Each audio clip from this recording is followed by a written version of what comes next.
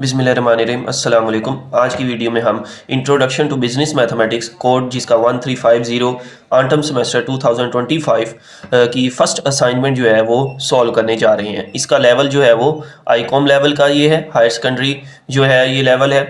तो अब बगैर टाइम वेस्ट किए अब हम चलते हैं अपने फर्स्ट क्वेश्चन की तरफ। तो फर्स्ट क्वेश्चन है जी इसका कि आपने distinguish between primary and secondary data and give different sources from which these are obtained. यानी आपने ये बताना है कि प्राइमरी और सेकेंडरी डाटा में क्या फ़र्क होता है और वो कौन कौन से सोर्सेज होते हैं, कौन कौन से ज़राए होते हैं जहाँ से ये डाटा हम ऑब्टेन कर सकते हैं। तो एक बार मैं आपको बताता चलूँ कि इस असाइनमेंट का जो ज़्यादातर पार्ट है वो थ्योरेटिकल क्वेश्चंस पर शामिल है।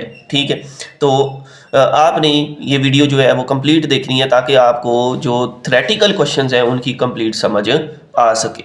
तो अब हम चलते हैं अपने पहले क्वेश्चन के पहले पार्ट की तरफ। लिखा हुआ जी primary data.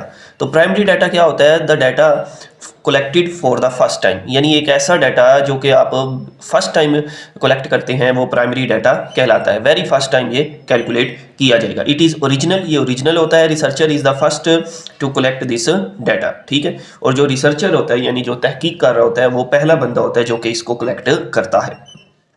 It is in the form of raw material. ठीक है, ये रॉ मटेरियल के फॉर्म में होता है।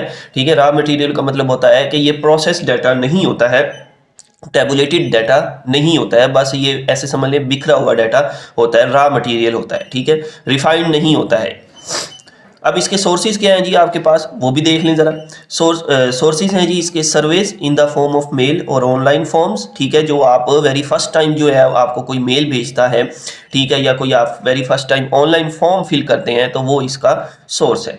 Interviews which contain 1-on-1 interview. ठीक है, इसके जो सोर्सेज हैं उसमें आपके पास इंटरव्यूज़ भी शामिल हो जाते हैं। ठीक है, जो कि दो बंदों के दरमियान होते हैं, एक बंदा क्वेश्चन कर रहा होता है और दूसरा उसके आंसर दे रहा होता है। Observation by the direct watching, आप कुछ चीज़ें देख रहे हैं, ठीक है, तो उसको देखने से जो आप डाटा इकट्ठा करेंगे वो भी आपके पास प्राइमरी डाटा में शामिल हो जाएगा। नेक्स्ट है जी हमारे पास secondary data. It has been collected by someone else. ठीक है, कि ये किसी और बंदे ने कलेक्ट किया होता है, आप उसके ऊपर वर्क कर रहे होते हैं या उसको थोड़ा सा एक्सपेंड करते हैं या उसको जो है वो चेक करते हैं। ठीक है, इट इज़ नॉट ओरिजिनल, ये उसकी जो है वो प्रॉपर्टीज़ आ गई कि ये ओरिजिनल नहीं होता। It is in the published और अनपब्लिश्ड फाइनल फॉर्म, यानी ये आप कोई भी डाटा जो किसी बुक से, पब्लिश की हुई बुक से इकट्ठा करते हैं, बुक से लेते हैं या किसी और का काम जो है वो कॉपी करते हैं, ठीक है, तो वो एक तरह से सेकेंडरी डाटा बन जाएगा क्योंकि वो पहले से पब्लिश किया हुआ होता है।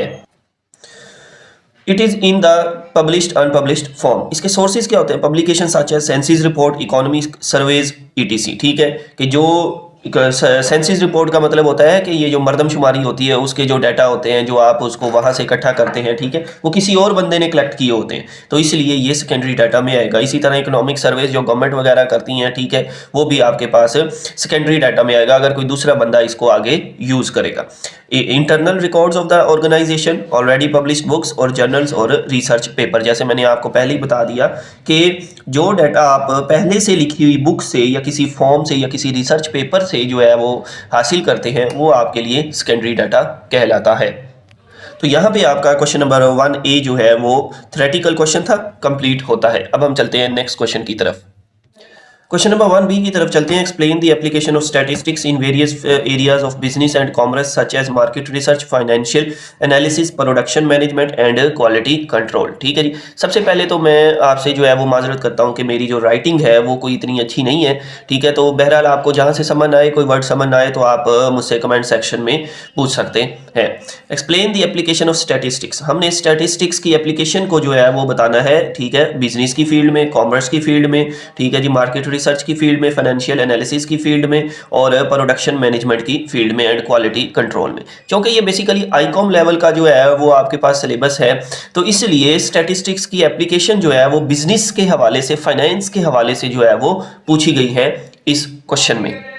तो पहला पॉइंट आ जाता है जी मार्केट रिसर्च में इसकी क्या एप्लीकेशन है। Statistics provide the framework to collect the data about the consumer and competitors. कि स्टैटिस्टिक्स के फॉर्मूलाज को, उसकी जो टर्म्स हैं और उसके जो मेथड्स हैं उसको यूज करके हम डाटा जो है वो कंज्यूमर्स के बारे में, कंपटीटर्स के बारे में कलेक्ट कर सकते हैं। Surveys help to identify the buying patterns and how customers react to specific product. ठीक है जी, कि सर्वे से आपको ये हेल्प मिल जाती है कि कस्टमर जो है वो स्पेसिफिक प्रोडक्ट के लिए किस तरह से रिएक्ट करेगा। Market use different data to compare different designs and product. ठीक है जी, कि स्टैटिस्टिक्स को यूज करके उसके फॉर्मूलाज, उसके मेथड्स जो अगले क्वेश्चंस में भी आएंगे, असाइनमेंट नंबर 2 में भी बहुत से क्वेश्चंस हैं जो कि इन चीज़ों से रिलेटेड हैं।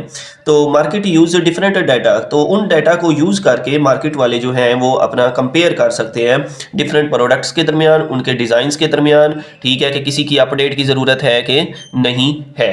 ठीक है, नेक्स्ट हेडिंग है जी हमारी financial analysis, time series analysis and regression models. ये असाइनमेंट नंबर 2 में इसके क्वेश्चंस भी हैं। Are used to predict the future revenue, sales and cash flows. ठीक है, कि ये जो टाइम सीरीज एनालिसिस है और रिग्रेशन मॉडल्स जो होते हैं ये आपके पास फ्यूचर में जो आपके पास प्रॉफिट हो रहा होता है या सेल्स परचेज वगैरह है या जो कैश फ्लोज है उसके बारे में आपको जो है वो प्रिडिक्शन बता सकते हैं। Models use such as value at risk, इसको VAR कहते हैं, ये VAR लिखा हुआ है, helps to quantify financial risk. कि ये जो वैल्यू एट रिस्क मॉडल होते हैं ये जो स्टैटिस्टिक्स में यूज़ किए जाते हैं ये आपको जो है वो फाइनेंशियल रिस्क उसके बारे में बताते हैं कि कहाँ पे आपने अगर कोई बिजनेस शुरू करना है तो कहाँ पे ज़्यादा रिस्क है और कहाँ पे कम रिस्क आ सकता है। थर्ड हेडिंग है जी हमारी प्रोडक्शन मैनेजमेंट। ठीक है, तो statistics improves operational efficiency by optimising resource allocation. ठीक है जी, कि स्टैटिस्टिक्स को यूज करके आप अपनी जो ऑपरेशनल एफिशिएंसी है वो इंप्रूव कर सकते हैं।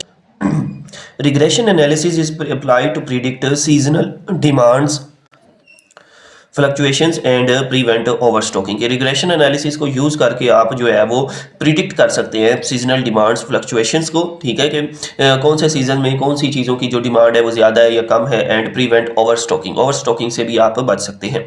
Statistical models helps to maintain optimal stock levels which reduces the waste. कि इसके ज़रिए से आप जो है वो ऑप्टिमल का मतलब होता है दरमियाना, मोतदल, न कम न ज़्यादा स्टॉक्स जो हैं वो आपके पास उनको इकट्ठा कर सकते हैं, जितनी ज़रूरत हो उतनी चीज़ आप जो है वो इकट्ठी कर सकते हैं। और इससे जो होगा क्या होगा कि विच रिड्यूसेस द वेस्ट, और फालतू चीज़ें जो है वो कम हो जाएंगी। तो नेक्स्ट हेडिंग है जी आपके पास के जहाँ पे स्टैटिस्टिक्स यूज होगी वो है quality control. Statistics quality control, इसको हम SQC भी कहते हैं, uses data driven techniques to improve the product quality. के स्टैटिस्टिक्स को यूज करके आप किसी प्रोडक्ट की क्वालिटी को भी इम्प्रूव कर सकते हैं। Visual tools track production process over time to identify common और special causes that require corrective action. कि स्टैटिस्टिक्स की मदद से आप कुछ विजुअल टूल्स जो हैं यानी विजुअल डायग्राम्स वगैरह जो है वो आप सेल्स के बारे में, एक्सपेंडिचर के बारे में, ठीक है, उसके बाद किसी कंज्यूमर्स के बारे में, प्रोडक्ट के बारे में जो है वो आप बना सकते हैं, जिससे आपको जो है over time to identify common और स्पेशल कॉजेज, जिसकी वजह से आपको जो है वो कुछ वजूहात का, कॉजेज का पता चलता है। ठीक है, ताकि आप करेक्टिव एक्शन ले सके। तो ये है जी आपका क्वेश्चन नंबर 1B, ये यहाँ पे ख़त्म होता है। ठीक है, अब हम चलते हैं अपने नेक्स्ट क्वेश्चन नंबर 2A की तरफ। क्वेश्चन नंबर 2A है जी, discuss the role of tabulation in data analysis, explain the different parts of statistical table and how they contribute to effective data presentation and interpretation।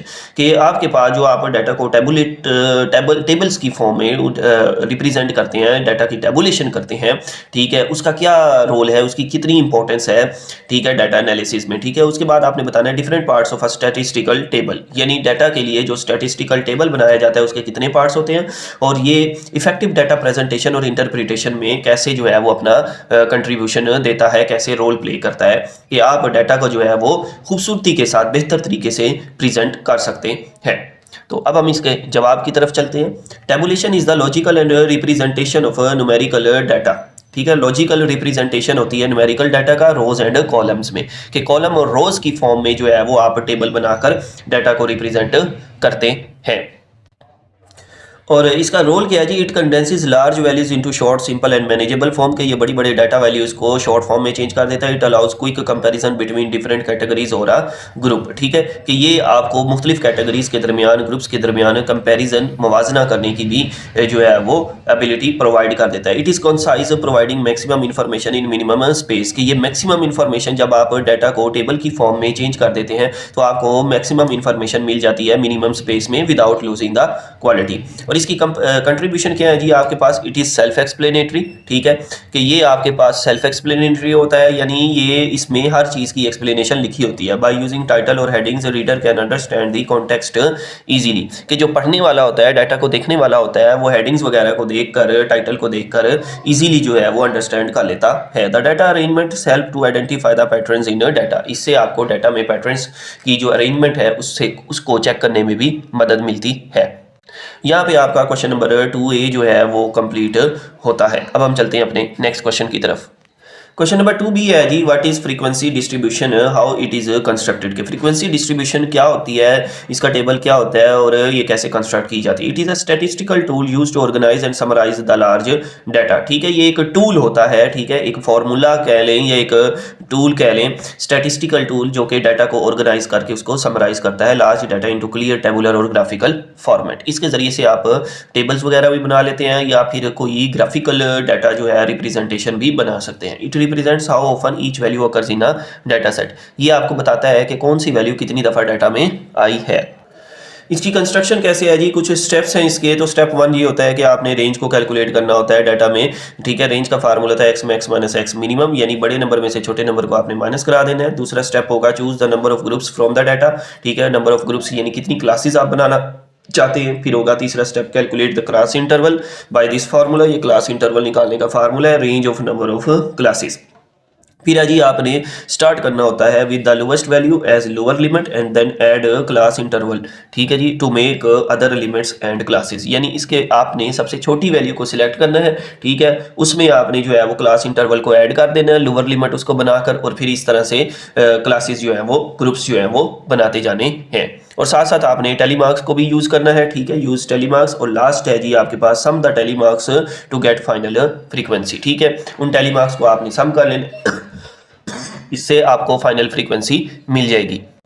Question number 3A है जी, define a frequency polygon and describe the process of creating a frequency polygon from a frequency distribution, ठीक है जी, कि आपने define कराना है frequency polygon क्या होती है और क्या प्रोसेस है फ्रीक्वेंसी पॉलीगॉन को क्रिएट करने का फ्रीक्वेंसी डिस्ट्रीब्यूशन टेबल की मदद से। Explain the relationship between a histogram and a frequency polygon. तो 3-4 पार्ट्स हैं इस क्वेश्चन में, तो बारी बारी हम इसको देखते हैं। तो पहले है जी define a frequency polygon. Frequency polygon is a graphical representation of a frequency distribution, कि फ्रीक्वेंसी डिस्ट्रीब्यूशन जो कि ऊपर वाले सवाल में मैंने आपको बताया है किन स्टेप से क्रिएट की जाती है, तो उन स्टेप्स को फॉलो करके आप पहले फ्रीक्वेंसी डिस्ट्रीब्यूशन टेबल बनाएंगे और उन टेबल के आगे थोड़ा बहुत आगे एक्सप्लेनेशन करके आप फ्रीक्वेंसी पॉलीगॉन जो है वो बनाएंगे। ये बेसिकली एक पिक्टोरियल वे होता है, ग्राफिकल का मतलब होता है पिक्टोरियल वे, पिक्चर की फॉर्म में, ठीक है, पिक्टोरियल, इसका ये मतलब होता है। Typically used for a continuous data, और ये बेसिकली वहाँ यूज़ किया जाता है जहाँ आपके पास डाटा कंटिन्यूअस होता है, where class frequencies are plotted against their corresponding class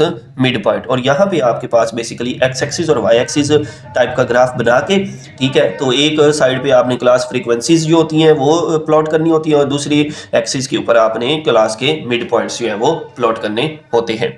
और ये सारा कुछ करने के बाद आपने उनको कनेक्ट कर देना होता है स्ट्रेट लाइन के साथ। Process of creating the frequency polygon, ठीक है, फ्रीक्वेंसी पॉलीगॉन क्रिएट करने का क्या तरीका है। For each class interval calculate the mid point. पहला है जी आपके पास कि आपने हर क्लास इंटरवल के लिए मिड पॉइंट क्रिएट करना है। मिड पॉइंट का फार्मूला होता है लोअर लिमिट में अपर लिमिट को ऐड करवाएं, जो आंसर आएगा उसको 2 पे डिवाइड करवा दें, ठीक है जी। दूसरा जो आपके पास स्टेप है, add 1 class interval before the first class and 1 after the last class with 0 frequency, के पहली क्लास से पहले भी आपने एक एक्स्ट्रा क्लास ऐड करनी होती है लेकिन उसकी फ्रीक्वेंसी 0 रखेंगे, और आखिरी क्लास के बाद भी आपने जो है वो एक एक्स्ट्रा क्लास ऐड करनी होती है, ठीक है, जिसको आपने 0 रखना होता है ताकि वो आपके पास पूरी जो पॉलीगॉन बनेगी वो एक्स एक्सिस को टच कर सके। तीसरा जो आपके पास स्टेप है जी, plot the graph with mid point on x axis, के मिड पॉइंट को आपने एक्स एक्सिस के ऊपर प्लॉट करना होता है एंड कोरेस्पॉन्डिंग फ्रीक्वेंसी को वाई एक्सिस के ऊपर आपने प्लॉट करना होता है।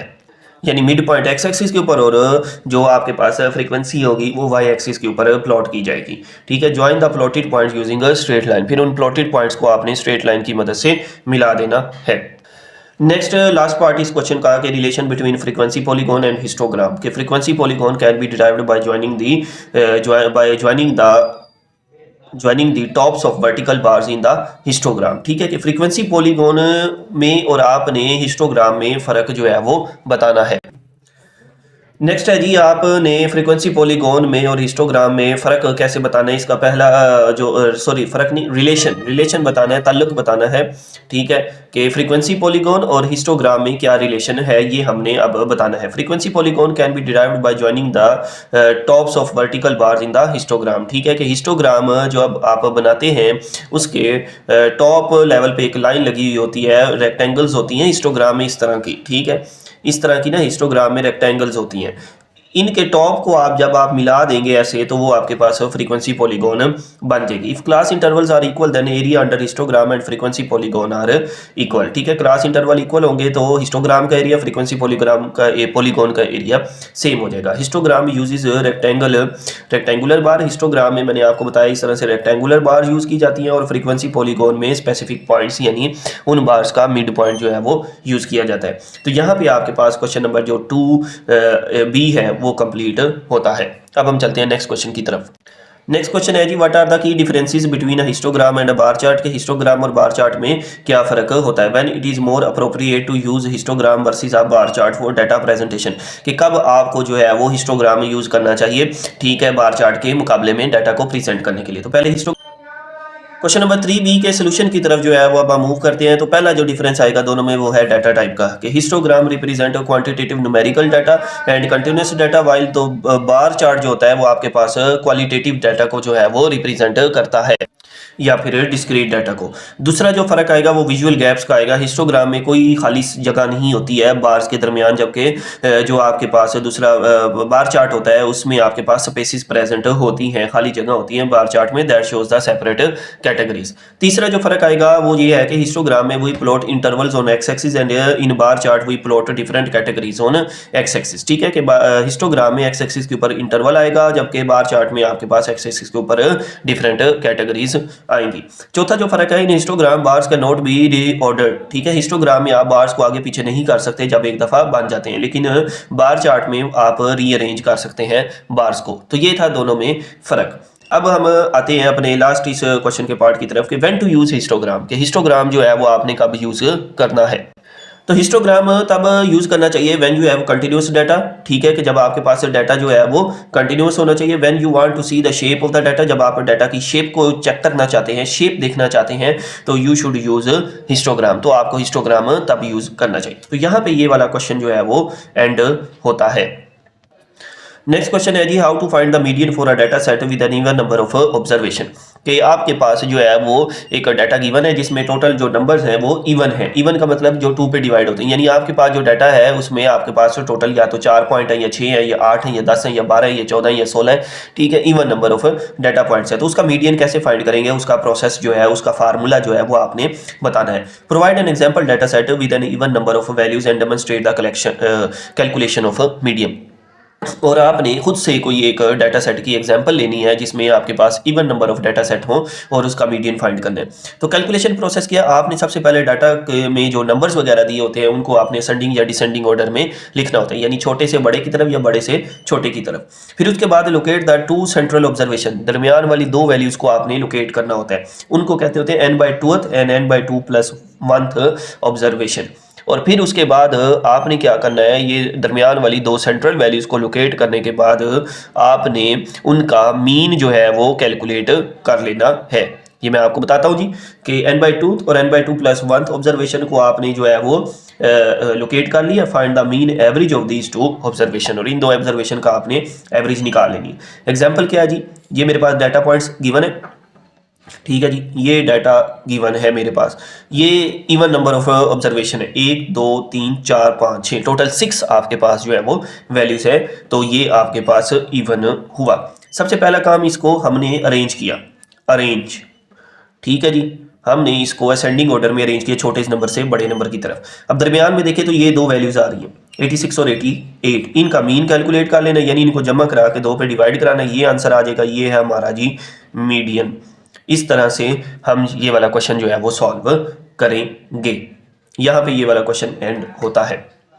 नेक्स्ट क्वेश्चन ये है आपके पास, मेन पहला सवाल है इस असाइनमेंट का, टेबल बनाने वाला, ठीक है, यानी कैलकुलेशन वाला। पहले तो थ्योरेटिकल ही थे। तो calculate the mean number of siblings based on the frequency distribution, ठीक है। आपने मीन नंबर ऑफ सिबलिंग्स, रिश्तेदार वगैरह जो है वो उनकी मीन वैल्यू निकालनी है, ठीक है। अच्छा, अब आपने एक बात याद रखनी, इसमें आपको ये वाली वैल्यू और ये वाली वैल्यू क्वेश्चन में गिवन होगी, ठीक है। आप अपनी असाइनमेंट में भी चेक कर सकते हैं, आपको जो प्रोवाइड की गई है वहाँ पे आपको ये वाली लाइन्स और ये वाली लाइन गिवन है। सिबलिंग्स के नंबर ऑफ सिबलिंग्स को आपने x से रिप्रेजेंट करना है और दूसरी फ्रीक्वेंसी को f से रिप्रेजेंट करना है। फिर आपने एक और टेबल बनाना है xf का, यानी इन दोनों को मल्टीप्लाई करवाना है। 0 को 15 से मल्टीप्लाई, 0 1 को 25 से, 25 2 को 18 से, 36 3 को 12 से, 36 4 को 8 से, 32, ठीक है जी। इस तरह से आपने इनको बनाना है। इस तरह से ये एक टेबल बन जाएगा एक्स एफ का मल्टीप्लाई करा के। फिर सेकंड स्टेप में आपने क्या करना है कि आपने ये सारी फ्रीक्वेंसीज की वैल्यूज़ को जमा करा लेना है। इन सारी वैल्यूज़ को आपने जमा कराना है, 78 आएगा। इन सारी वैल्यूज़ को जमा कराना है, 129 आ जाएगा। और मीन निकालने का फार्मूला क्या है, sigma F x over sigma F. अच्छा, आप इसको एफ एक्स लिख लें या एक्स एफ लिख लें, बात एक ही है, ठीक है। ये इसका फार्मूला आ गया, एफ एक्स सिग्मा, सिग्मा का मतलब होता है सम की हुई वैल्यूज़ को, 129 ओवर सिग्मा एफ 78 डिवाइड कराएंगे कैलकुलेटर से, ये आपका आंसर आ जाएगा। यहां पे आपका क्वेश्चन नंबर 4 भी खत्म होता है। क्वेश्चन नंबर 5A की तरफ मूव करते हैं। काफी इंपॉर्टेंट क्वेश्चन है। Discuss the empirical relationship between mean, median and mode.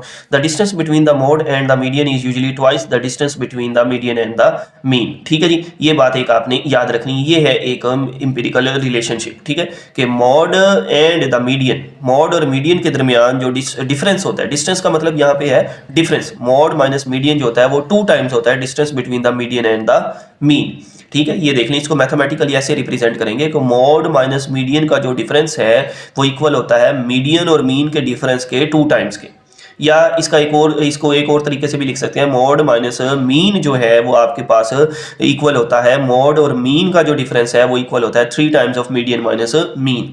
इसको लिखने का एक और तरीका है कि मोड इक्वल होता है 3 times of median minus 2 time of mean, ठीक है जी। ये बात एक आपने याद रखनी है। और इसके बाद है एक नोट जो यहाँ पे आपने याद रखना है कि अगर डाटा सिमेट्रिकल होगा, data items, if the distribution of item values be symmetrical, तो मीन, मीडियन, मोड तीनों जो हैं वो आपके पास सेम हो जाएंगे, कोइंसाइड कर जाएंगे।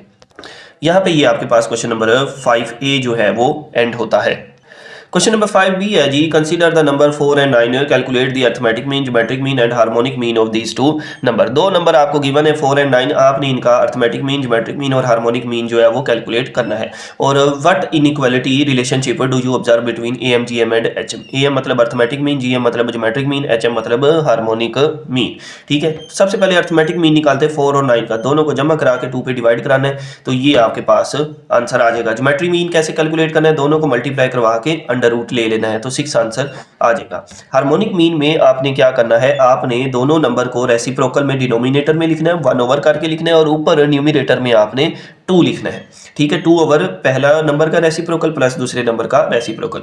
एलसीएम लेंगे, दोनों को मल्टीप्लाई करवाएं, 36 ऊपर क्रॉस मल्टीप्लाई हो जाएगा, 9 + 4, ठीक है जी। ये अब 36 जो है वो आगे ऊपर 2 से आके क्या हो जाएगा, मल्टीप्लाई हो जाएगा। ये बन गया 72 और 13, ठीक है जी। तो 5.54 आपके पास आंसर आ गया। अब कहता है कि इनमें क्या इनइक्वालिटी जो है वो होल्ड करती है, तो ये आप देख सकते हैं कि AM की वैल्यू सबसे बड़ी है, उसके बाद GM का नंबर आता है, फिर HM का नंबर आता है, कि AM सबसे बड़ा है, GM दरमियान में है, ज्योमेट्रिक मीन और हार्मोनिक मीन सबसे छोटा होता है। तो इस तरह से ये वाला क्वेश्चन जो है वो कंप्लीट होगा। लास्ट क्वेश्चन है जी इस असाइनमेंट का, explain in complete detail to select a suitable measure of central tendency, कि आपने जो है वो कैसे सिलेक्ट करनी है सूटेबल मेजर सेंट्रल टेंडेंसी का, यानी मीन, मीडियन, मोड में से आपने किस वक्त कौन सी चीज को सिलेक्ट करना है। तो देखें यहाँ पर आपने अपनी असाइनमेंट देखी है, ठीक है। तो एक बात ये नहीं देखनी है आपने कि ये लेंथी क्वेश्चन है या नहीं है, क्योंकि ये बेसिकली साइंस लेवल का जो है वो सब्जेक्ट है। तो टू द पॉइंट बात करें, वैसे भी इसके 3 पार्ट्स हैं, तो 20 मार्क्स की जो डिस्ट्रीब्यूशन है वो आप देख सकते हैं, ठीक है। तो 6-6 की डिस्ट्रीब्यूशन डिस्ट्रीब्यूशन 6-6-7 की इस तरह से 7-7 और 6 की डिस्ट्रीब्यूशन की हुई है, ठीक है। तो बहरहाल ये यानी ये नहीं कहना कि ये इतना जवाब है, ठीक है, तो ये छोटा जवाब है, नहीं, ये कंप्लीट है आपके पास। तो explain in detail how to select a suitable measure of central tendency. Central tendency में आपके पास बेसिकली जो मेन चीज़ आती है वो मीन मीडियन मोड आता है कि कौन सी चीज़ को कब सिलेक्ट करना है। Selecting major of central tendency depends entirely on the nature of the data, कि ये डिपेंड करता है कि आपके पास डाटा किस टाइप का। द स्केल ऑफ मेजरमेंट, कि आप किस स्केल के हिसाब से मेजरमेंट कर रहे हैं, and the specific objective of study, और किस मकसद के लिए डाटा को स्टडी कर रहे हैं। When dealing with qualitative data, numeric form में जब डाटा को आप जो है डील कर रहे होते हैं तो मोड बेहतर होता है। When data is ranked order होता है, ऑर्डर की फॉर्म में होता है, ठीक है, फर्स्ट सेकंड थर्ड ऑर्डर की फॉर्म में होता है तो मीडियन सूटेबल रहता है, ठीक है जी। और अगर आपके पास जो है वो when the data is continuous, जब continuous होता है तो मीन प्रेफर होता है। If you need to do further calculations like variance हो गया या स्टैंडर्ड डेविएशन हो गया, इनके सवाल असाइनमेंट नंबर 2 में भी आएंगे, तो मीन को जो है वो प्रेफर किया जाता है। तो यहाँ पे हमारी ये जो असाइनमेंट है वो कंप्लीट होती है। आई होप कि आपको सारी चीज़ें क्लियर हो गई होंगी। अगर आप चैनल पे नए हैं तो चैनल को लाजमी सब्सक्राइब कीजिएगा। वीडियो देखने का शुक्रिया। Thank you so much. अल्लाह हाफिज़।